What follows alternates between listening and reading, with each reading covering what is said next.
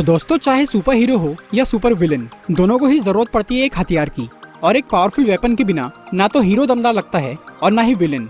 Marvel cinematic universe में हम अब तक कई सारे खतरनाक हथियार देख चुके हैं और अब वक्त आ गया है इन हथियारों को रैंक करने का। आज हम MCU के टॉप 10 पावरफुल वेपन्स की बात करेंगे और जानेंगे कौन सा हथियार सबसे ज्यादा शक्तिशाली है। तो आइए देखते हैं।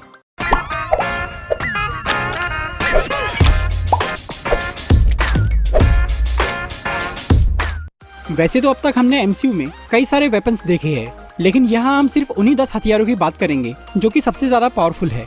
तो चलिए उल्टी गिनती शुरू करते हैं। नंबर 10 पे है Captain America shield. Howard Stark की बनाई हुई ये शील्ड कैप्टन अमेरिका का मेन वेपन है।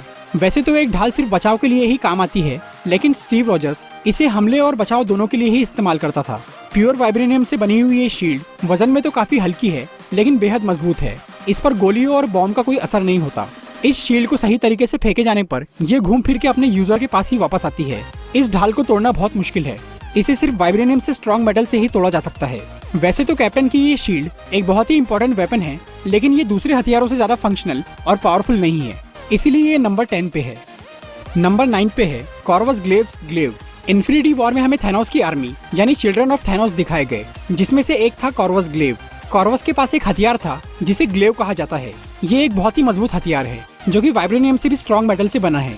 ये हथियार यूनिवर्स की किसी भी चीज को आसानी से काट सकता है। इस हथियार ने विजन की वाइब्रेनियम की बॉडी को भी चीर दिया था। हाइमडल जैसा ताकतवर एसगार्डियन भी इसी हथियार से मारा गया।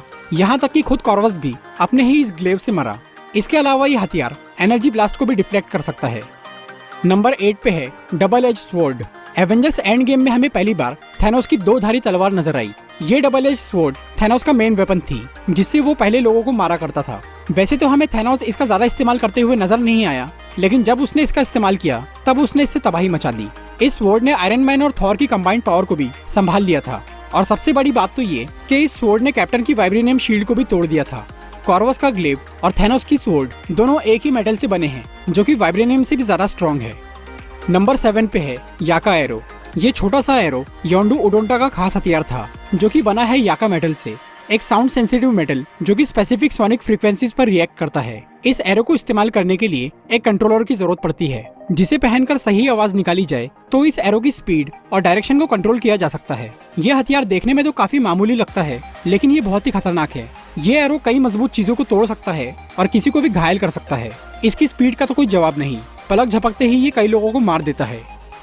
नंबर 6 पे है cascade of ancient winters. Frost giants के इस हथियार के बारे में कोई ज्यादा बात नहीं करता, लेकिन ये बहुत ही कमाल का हथियार है। इस कैस्केड से किसी को भी बर्फ में जमाया जा सकता है। ये हथियार पूरे के पूरे प्लेनेट को भी पल भर में बर्फीला बना सकता है। योटनहाइम के लोग इस वेपन से किसी भी प्लेनेट को बर्फ से ढककर उस पर कब्जा कर लेते थे। इस हथियार से एक फ्रॉस्ट जायंट को भी बर्फ में जमाकर मारा जा सकता है। इसे छूने की वजह से ही लोकी को पता चला था कि वो एक फ्रॉस्ट जायंट है। ये हथियार एसगार्ड के साथ ही तबाह हो चुका है। नंबर 5 पे है कॉस्मी रॉड। रोनन द एक्यूजर का ये हथियार, जिसे यूनिवर्सल वेपन भी कहा जाता है, बहुत पावरफुल है। ये वेपन न सिर्फ स्ट्रेंथ के मामले में आगे है, बल्कि इसमें और भी कुछ पावर्स है। ये खतरनाक फोर्स फील्ड बना सकता है, जिससे किसी को भी मारना बहुत आसान है। यहाँ तक कि ये पावर स्टोन जैसी शक्तिशाली इन्फिनिटी स्टोन को भी संभाल सकता है, जो कि एक आम हथियार के लिए नामुमकिन है। पावर स्टोन से जुड़ने के बाद ये वेपन और भी खतरनाक बन गया था। इससे वो एनर्जी ब्लास्ट कर सकता था और एक पूरे प्लेनेट को भी तबाह कर सकता था। नंबर 4 पे है म्यूनिर। थॉर का ये हैमर हम सबका फेवरेट वेपन है। ये हथियार न सिर्फ ताकत के मामले में आगे है, बल्कि ये थॉर की लाइटनिंग पावर्स को भी अच्छे से फोकस करता है। एनर्जी ब्लास्ट करने के अलावा ये हथौड़ा काफी तेजी से उड़ भी सकता है। म्यूनिर की सबसे बड़ी खासियत है वर्दीनेस का एन्चेंटमेंट, जिसकी वजह से सिर्फ वर्दी लोग ही इसे उठा सकते हैं और इसकी शक्तियों का इस्तेमाल कर सकते हैं। म्यूनिर की ताकत के आगे बहुत ही कम लोग टिक सकते हैं। ओरू मेटल से बने इस वेपन में कई सारी मैजिकल पावर्स है, जैसे कि हीलिंग पावर और क्लोथ जनरेशन। नंबर सिर्फ वर्दी लोग ही इसे उठा सकते। यहाँ तक कि ये पावर स्टोन जैसी शक्तिशाली इन्फिनिटी और एक पूरे प्लेनेट को भी तबाह की लाइटनिंग पावर्स को भी अच्छे से फोकस करता है। इसकी ताकत के आगे बहुत ही कम लोग टिक सकते हैं। ओरू मेटल से बने इस वेपन में कई सारी मैजिकल पावर्स है, जैसे कि हीलिंग पावर और क्लोथ जनरेशन। नंबर 3 पे है गंगनिर। ये MCU का one of the most powerful weapon है। हालांकि इसकी पावर्स के बारे में कभी ज्यादा बात नहीं की गई, लेकिन ये एसगार्ड के राजा का खास हथियार है, जिससे हम इसकी शक्ति का अंदाजा लगा सकते हैं। गंगनिर को पहले ओडिन के पिता बोर ने इस्तेमाल किया और उनके बाद ये ओडिन को मिला, जिसकी वजह से इसमें 2 एसगार्डियन किंग की पावर्स है। बोर और ओडिन ने इस हथियार की मदद से कई जंग जीती थी। गंगनीर एनर्जी ब्लास्ट कर सकता है। इसके एक वार से ही किसी को भी खत्म किया जा सकता है। इस हथियार से डिस्ट्रॉयर को कंट्रोल किया जा सकता है और इसकी मदद से बायफ्रॉस्ट भी ओपन किया जा सकता है। ये हथियार भी एसगार्ड के साथ तबाह हो गया। नंबर 2 पे है स्टॉर्म ब्रेकर।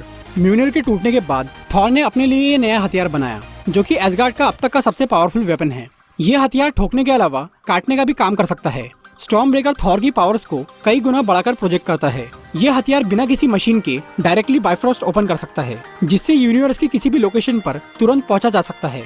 इसकी मदद से उड़ना काफी आसान है और ये इन्फिनिटी स्टोन्स की शक्ति का भी मुकाबला कर सकता है। इस हथियार पे वर्दीनेस का एन्चेंटमेंट नहीं है, इसीलिए सभी ताकतवर लोग इसे उठा सकते हैं, मगर सिर्फ थॉर ही इसकी शक्ति का इस्तेमाल कर सकता है। नंबर 1 पे है इन्फिनिटी गाउंटलेट। 6 इन्फिनिटी स्टोन से भरा हुआ ये गाउंटलेट फिलहाल एमसीयू का सबसे पावरफुल वेपन है। इस गाउंटलेट को स्पेशली डिजाइन किया गया है इन्फिनिटी स्टोन्स को अच्छे से यूज करने के लिए। इसकी मदद से लगभग सब कुछ करना पॉसिबल है। इसका यूज करके स्पेस में पोर्टल ओपन किया जा सकता है, रियलिटी चेंज की जा सकती है, माइंड कंट्रोल किया जा सकता है, एनर्जी ब्लास्ट, टाइम ट्रेवल और बहुत कुछ।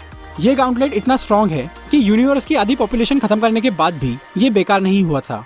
टोनी स्टार्क के नैनो गाउंटलेट के मुकाबले थैनोस का ये इन्फिनिटी गाउंटलेट ज्यादा पावरफुल है, क्योंकि ये ओरू मेटल से बना है। बिना इस गाउंटलेट के सभी इन्फिनिटी स्टोन्स की पावर को एक साथ इस्तेमाल नहीं किया जा सकता।